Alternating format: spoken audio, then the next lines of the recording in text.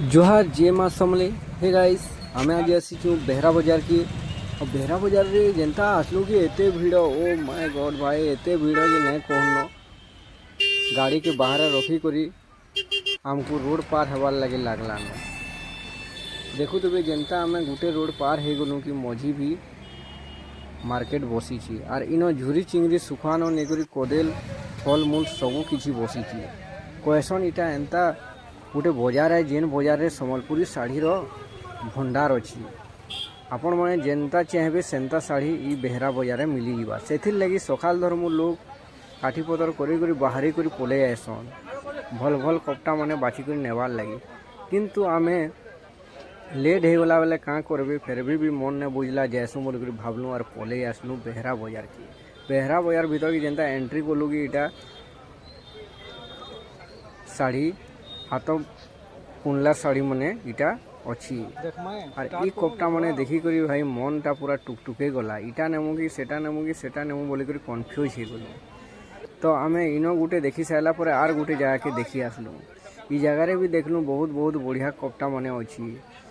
सबुतुरु सस्ता कपटा भी अच्छी और सबुतुरु महंगा कपटा भी अच्छी। तो आपण मन को जेनता इच्छा लावा सेंतरा नहीं पारबे।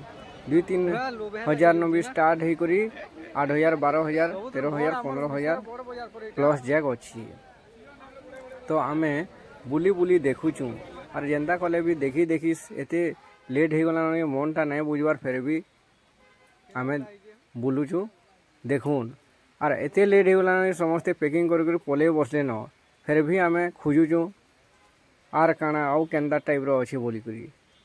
तो आमे इटा गुटी जगह के जाऊँ फिर गुटी जगह के फिर गुटी जगह में देखु थे अधा लोग तो उड़े उड़ा सैलिन सकाल दर मुझे आवा बढ़िया बढ़िया कपटा पे जावा। तेरे आम गुटी जगह के आलू कि देखलु कि सुंदर सुंदर कपटा मैंने देखा आमको जेनटा कि डबल धड़ी। और इतार प्राइस कहूला आमको 8,000 टଙ୍କା।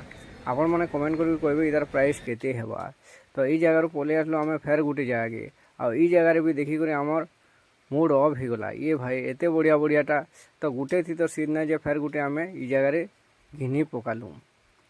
गुटे घिनी करी रुगुणी बहुत खुशी हो गली। और जेनता घिनी से आलू कि आम पलि आसलु मार्केट भीतर आड़की।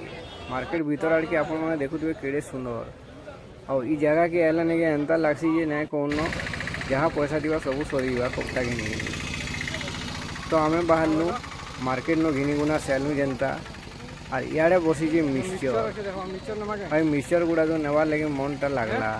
आम गलु मिक्सचर नेबार लगी। और साइड रे देखी पारे सबू सामान बसी। आम इन मिक्सचर आधा केजी घिनबार लगी मिक्सचर वाला के कहलु। सब भेराइटर मिक्सचर बसीला बेले आम राग मिक्सचर धरलु। और इे चपल भी बसी। और चपल भी आम घिनबार लगी रुकनी भावली। तो चपल सारे भी माल लगी धरी करी आसलु। और इटा बाहरी आसलु बेहरा बाजार न बाहर आड़के। जनता बाहर आड़के आसलु कि टिके शांति लगला भाई क्या जगि है ना एते लोभ लगुला। ये आ में तो नहीं लगुते केंदे पले आसलु ये बड़ कथा है। तो देखुन इटा झुरी चिंगड़ी सुखुआ गोटे बुढ़ी माटे बिकुछ।